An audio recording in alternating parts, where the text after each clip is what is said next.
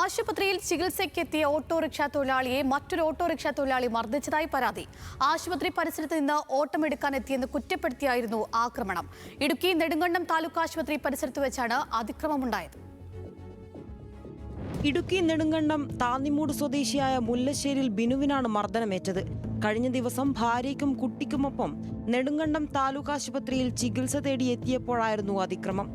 ഡോക്ടറെ കണ്ട ശേഷം ലാബിലേക്ക് പോകുന്നതിനിടെ ആശുപത്രി സ്റ്റാൻഡിൽ ഓട്ടോ ഓടിക്കുന്ന വ്യക്തി ഇവരോട് കയർക്കുകയും ആശുപത്രി പരിസരത്ത് നിന്ന് ഓട്ടമെടുക്കാൻ എത്തിയതാണെന്നാരോപിച്ച് അസഭ്യം പറയുകയുമായിരുന്നു. നിന്നോട് നിന്റെ വണ്ടി ഈ സ്റ്റാൻഡിൽ കാണല്ലേ എന്ന് പറഞ്ഞല്ലേ എന്ന് ചോദിച്ച് ദേഷ്യപ്പെടുകയും അപ്പം കൂടെ വന്ന് സുഹൃത്ത് പറഞ്ഞ് അവൻ്റെ വൈഫും മരുന്ന് മേടിക്കാൻ വേണ്ടി വന്നതാണ്. അന്നേരം വളരെ മോശമായിട്ട് തെറി വിളിക്കുകയും കയ്യിലിരുന്ന താക്കോലിനെ എൻ്റെ നെറ്റിക്കിട്ട് ഇവിടെ കുത്തുകയും രണ്ടാമത് കുത്താൻ വന്നപ്പോൾ തള്ളി മാറ്റിയപ്പോഴത്തേക്കും എൻ്റെ കൈവരിൽ കടിച്ചു മുറിക്കുകയും മർദ്ദിക്കുകയും ചെയ്തു.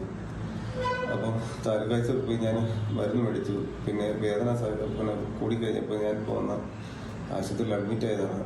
തുടർന്ന് ഇയാളുടെ കൈവശമുണ്ടായിരുന്ന താക്കോൽ ഉപയോഗിച്ച് ബിനുവിന്റെ നെറ്റിയിലിടിക്കുകയും കൈവിരൽ കടിച്ചു മുറിക്കുകയും ചെയ്തതായി ബിനു പരാതി നൽകി. ഒപ്പമുള്ളത് ഭാര്യയും കുട്ടിയുമാണെന്ന് പറഞ്ഞിട്ടും ആക്രമണം തുടർന്നെന്ന് ബിനു പറയുന്നു.